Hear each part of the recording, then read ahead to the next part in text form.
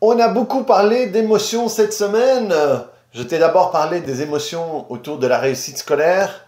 Je t'ai parlé d'une vidéo, la dernière vidéo sur les émotions, sur la manière dont on veut s'en échapper et tout ça. Et comme je te l'ai dit dans ces vidéos-là, le problème des émotions, c'est qu'on n'y connaît rien au départ. On ne nous apprend pas ça à l'école et on ne sait pas comment faire. Et on peut avoir la sensation que d'une certaine manière, parfois on se fait agresser par les émotions. Et que parfois l'autre met des émotions à l'intérieur de moi.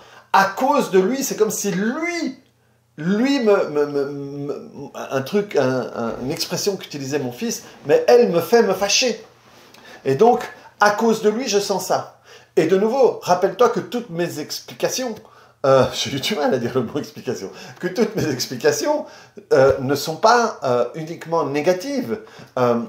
On peut croire que l'autre m'a appris à aimer et que j'aime que grâce à lui. C'est comme si lui faisait rentrer l'amour à l'intérieur de moi. Et tout d'un coup, quand il part, je ne serai plus jamais capable d'aimer parce que c'est lui qui me faisait aimer.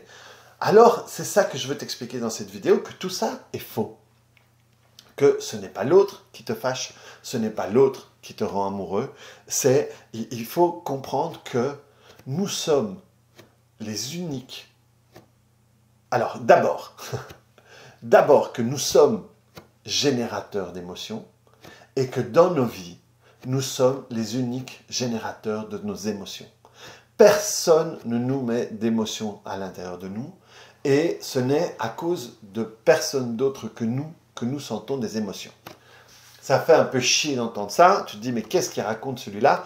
Je vais t'expliquer. Il y a une métaphore que j'utilise souvent. C'est si tu vois un pianiste en face d'un piano et qu'il a une partition. Et sur sa partition, il a Do, Fa, Mi bémol, Mi machin, demi-molle, machin. Il a la partition et il appuie sur le piano. Tu es d'accord que ce n'est pas la partition qui a envoyé le Do sur le piano. Non, on a vu ça et en appuyant sur la touche, du piano est sorti le Do. Le piano a généré le Do. Et le Do, Fa, machin, et tu peux faire des chansons avec le piano. Et donc ce n'est pas la partition qui fait que le piano joue ça, c'est juste la partition qui a guidé le piano, ou déjà nos doigts sur le piano, pour qu'il y ait ces notes qui sortent. Eh bien nous, c'est exactement la même chose. À l'intérieur de nous, nous avons toutes les émotions, même celles qu'on n'a pas encore senties. Et donc, quand on a une confrontation positive ou négative à l'autre, et qu'il y a une émotion qui va sortir de chez nous, eh bien, ce n'est pas l'autre qui la met, ce n'est pas l'autre qui l'active, et moi mon but, c'est toujours te rendre ton pouvoir, te responsabiliser. Et ça, c'est un truc que si tu comprends, tu reprends vraiment une partie importante du pouvoir chez toi. C'est nous, inconsciemment, et consciemment même parfois, qui autorisons l'autre à nous faire ressentir une émotion. Ça veut dire que par rapport à l'action de l'autre, je vais choisir dans ma gamme d'émotions une que je vais sortir. Je vais te donner quelques exemples qui expliquent tout ça. J'ai quelqu'un en face, on va prendre 10 personnes et je vais faire passer 10 autres personnes. Ok?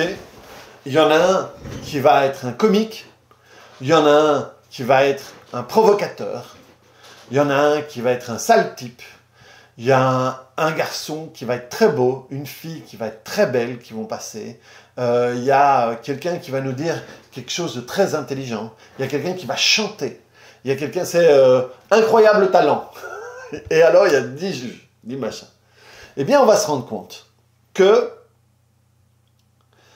les personnes qui sont passées ont toutes voulu faire passer une émotion. et que les personnes qu'ils ont vues ont toutes et tous vécu des émotions, mais pas les mêmes, pas au même moment, pas de la même manière, pas avec la même fréquence. Donc, ça veut dire que si c'était l'autre qui nous faisait nous sentir comme ça, et on peut même augmenter l'exercice, on fait passer ces gens-là 5 fois. Les mêmes personnes, en faisant le même truc, passent 5 fois. Et on se rend compte que même, donc, on va tous sentir des émotions différentes, à des endroits différents. On peut même, quand la personne fait quelque chose, sentir des émotions complètement opposées. Et si les personnes repassent, même avec la même personne faisant la même chose, l'émotion peut changer.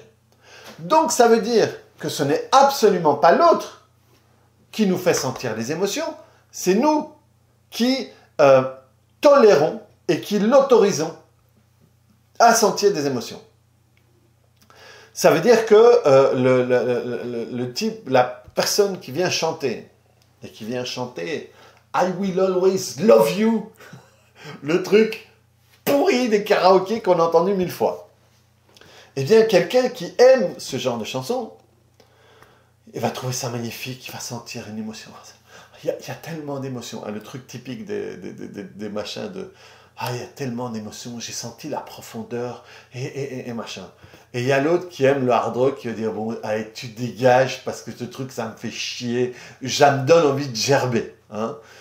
Et il y a l'autre qui en a rien à foutre de la musique, qui dit oh, « Ok, next, quoi ». Et il y a le type qui va venir te parler de fusion nucléaire en te donnant un exercice génial. Et l'autre qui adore apprendre, qui dit ah, c'est génial. L'autre qui s'intéresse aux réseaux sociaux. Il y a Nabila qui est là et qui sort. Ouh, Nabila, ça fait déjà référence de vieux, ça. Je ne sais pas s'il existe encore. Et donc, voilà. Et donc, ça veut dire que ce n'est pas l'autre, c'est moi qui accepte, c'est moi qui autorise cette personne à sortir une émotion. Donc, et aussi, par exemple, tu peux te rendre compte qu'il y a des choses que quand tu étais jeune, qui t'activaient, qui t'énervaient, ou qui te faisaient plaisir. Et maintenant que tu es un peu plus vieux, le font moins. Donc, ce n'est pas l'autre, c'est toi. Et donc, ça te permet de reprendre la puissance du fait que c'est toi qui génère tes émotions. Que c'est toi qui décide des émotions. Et donc, à ce moment-là, tu peux te dire, tiens, cette personne-là, un type qui vient et qui tient des propos racistes. Il y a une personne qui va pouvoir avoir des émotions en disant, ah, enfin, quelqu'un, hein, c'est quoi le truc à la con, quelqu'un qui dit tout haut ce que tout le monde pense tout bas. Et l'autre qui va dire, mais ça devrait être interdit. Et l'autre qui va penser, je ne suis pas d'accord, mais tout le monde a le droit de dire ce qu'il pense. Donc il y a 3 trucs différents. Il y a 3 manières de réagir à ça différentes. Et ces manières de réagir sont connectées à quoi? Sont connectées à nos références par rapport à ça, à notre système de croyances par rapport à ça, qui viennent d'où? Qui viennent de conclusions qu'on a tirées par rapport à un événement. C'est exactement le même processus que je t'ai expliqué dans la vidéo précédente, que tu peux voir ici. Et donc, ça veut dire que même sur l'émotion que je sens à ce moment-là, je peux comme ça la faire changer. Je peux le faire sur la peur, je peux le faire sur l'amour. Je peux le faire sur l'amour. On peut faire que quelqu'un se désamourise, super mot, de quelqu'un. Pourquoi? Parce que, pourquoi est-ce que je vais être amoureux, je vais avoir des symptômes amoureux par rapport à cette personne? Alors, de 1, si on prend le truc esthétique, parce que, pourquoi j'aime ce genre de personnes? J'aime les brunes et pas les blondes, parce qu'à l'intérieur de moi, il y a une émotion qui sort, parce que j'ai tiré une conclusion sur une brune, une ronde, une rousse, une machin dans le passé, parce qu'il y a un événement chargé en émotion qui m'a fait tirer cette conclusion, ce système de croyance, et que tout d'un coup, mes yeux, mon cœur, mon corps réagit à ce moment-là. Ça peut se changer aussi. Et aussi, parce que inconsciemment, je peux être mon inconscient, quand il va voir quelqu'un, va savoir ce qu'est l'inconscient en face de moi. Et il y a des gens qui tombent amoureux tout de suite de personnes qui trompent, de personnes qui frappent, de personnes qui vont oppresser, parce que ça fait aussi partie de nos... Et tout d'un coup, moi j'ai un pote qui adore les chieuses. Chaque fois qui va aimer quelqu'un, enfin qui va trouver quelqu'un séduisante, ou c'est quelqu'un qu'on connaît et on termine par connaître, ou alors, voilà, mon boulot, moi, c'est un peu analyser les gens, et je dis, ah, je comprends pourquoi tu aimes bien, c'est une chieuse. Et ça fait partie de nos références. Il y a des gens qui vont aimer les gens plutôt timides. Et quand quelqu'un timide, ça va leur donner des symptômes amoureux. Il y a des gens qui vont être activés par des gens provocateurs, par des gens qui vont aimer montrer leur corps, aimer provoquer. Donc tout ça, ces émotions, ça suit le même principe. Donc, si ça suit le même principe, c'est parce que je le génère moi. Je suis responsable de ce que je sens. Tu es responsable de ce que tu sens. Et donc, si tu es responsable de ce que tu sens, tu es responsable des réactions que tu vas avoir par rapport à l'autre. Et de nouveau, c'est vrai pour tout. Je suis responsable du fait de me soumettre devant quelqu'un que j'estime qui est plus fort que moi. Ça suit le même processus. Il y a une émotion où à un moment, on m'a soumis. J'ai tiré la conclusion que en face de ces personnes, je devais me soumettre. Ça revient dans mon système de croyance, dans mes pensées, dans mes actions.